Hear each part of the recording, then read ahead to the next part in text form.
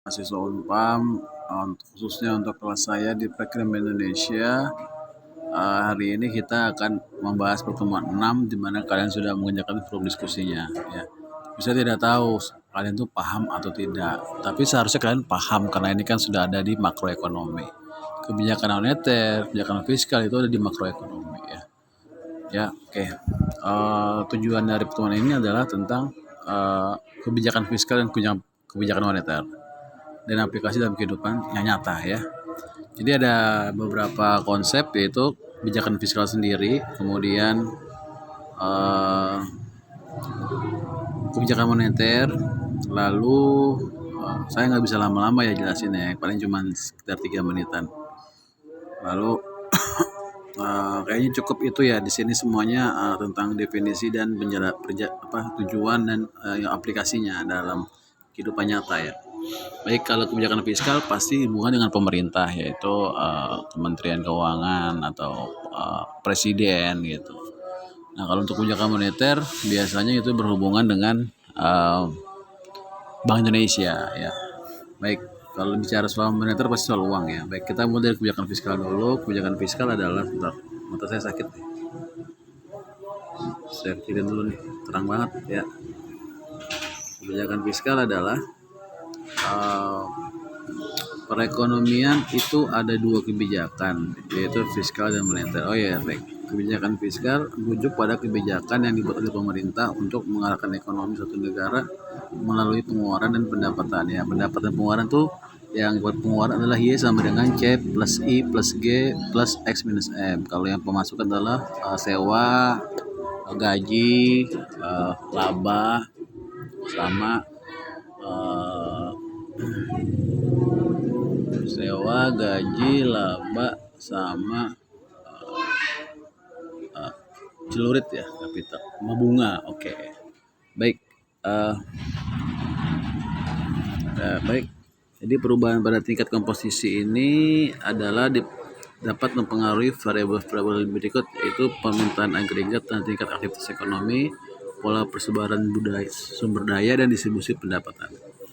Instrumen kebijakan fiskal adalah penerimaan dan pengeluaran pemerintah yang berhubungan dengan pajak. Baik, dari sisi pajak kelas jika mengubah tarif, jadi instrumennya pajak ya.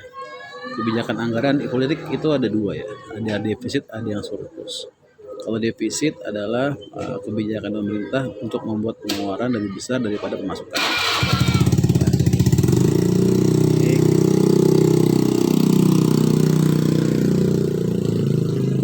Ya, ada motor sedikit ya lewat di pinggir jalan ya.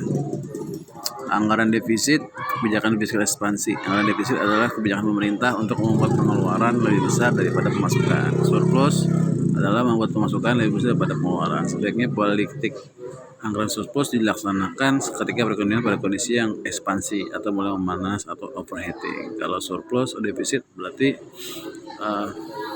biasanya tuh kayak misalnya dalam krisis ekonomi kemarin COVID ya. Maka di mereka tuh pasti banyak pengeluaran ya. Nah, mungkin ketika COVID pajak ditinggikan ya, biasanya kalau dalam keadaan ekspansi baru pajak ditinggikan. Bisa kayak perang ya. Kalau perang harus pakai pajak ditinggikan. Kayak jangan perang ya, jangan merasa diri kuat, perang akhirnya pajak tinggi, akhirnya ekonomi murat-marit ya. Jadi kalau bisa jangan merasa diri hebat, besar, terus mau menyerang negara lain padahal kita nggak punya uang. Wah, itu luar biasa itu. Itu ridiculous atau aneh ya. Oke, anggaran berimbang berarti pemasukan dan pengeluaran sama. Oke.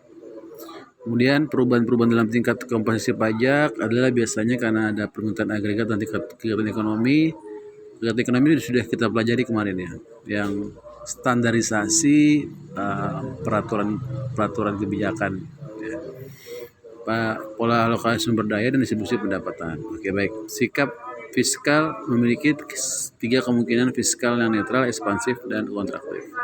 Ya, kalau netral tadi yang berimbang, ekspansif berarti yang surplus, kontraktif berarti yang anggaran defisit. Oke, baik. Cukup ya. Oke.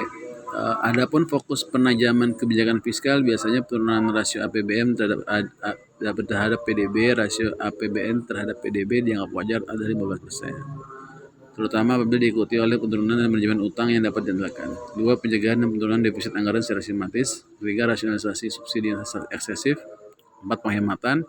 5. Defragmentasi birokrasi untuk mendukung penajaman strategi fiskal yang efektif. 6. Merumuskan sistem sustainable. Oke. Nah, kalau moneter itu mah dari Bank Indonesia ya. Ya, biasanya berbicara soal jumlah uang beredar. Ya.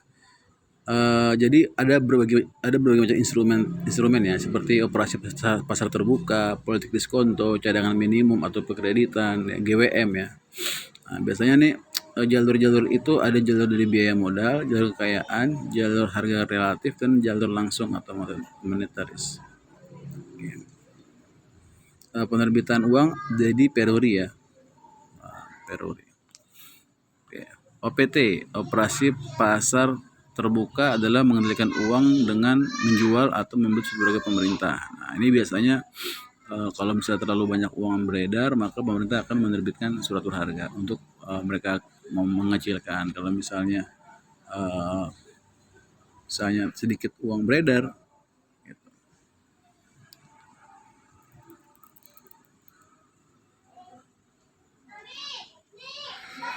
Pemerintah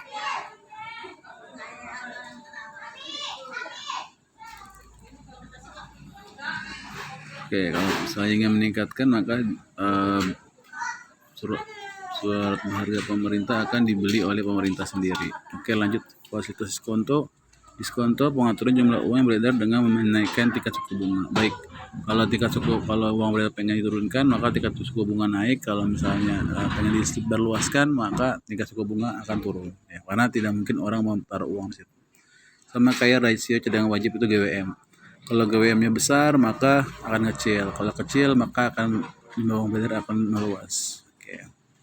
Himbauan moral ini misalnya kayak seperti yuk sama-sama jual dolar. Nah, itu kan karena dolar kan sedikit di pasar ya. Jadi kayak misalnya sekarang sih nggak ada ya himbauan moral ya, selain himbauan itu melakukan investasi ya gitu. Kayak gitu. Tujuan kebijakan moneter adalah kestabilitas ekonomi, kesempatan kerja, stabilitas harga, neraca pembayaran internasional. Tujuan fiskal itu adalah sama ya, meningkatkan investasi. Nah, ketika presiden mengatakan untuk meningkatkan investasi daripada konsumsi, itu namanya kebijakan fiskal. Ya, meningkatkan kesempatan kerja, karena untuk meningkatkan kesempatan kerja, memelihara stabilitas ekonomi serta mengendalikan tingkat inflasi. So far sih inflasi kita terendah ya, daripada di SBY, betul. Tapi kan lagi-lagi bukan itu jadi masalah. Yang masalah adalah untuk pertumbuhan ekonomi. Serendah-rendahnya kebijakan fiskal, inflasi, jika pertumbuhan ekonominya tidak berpengaruh, ya sama baik ya, sama saja. Macam-macam kebijakan fiskal, ya, functional finance, pembiayaan pemerintah yang bersifat fungsional. The managed budget approach, pendekatan pengelolaan anggaran, the stabilizing budget itu menaikkan gaji PNS atau subsidi. Tujuannya untuk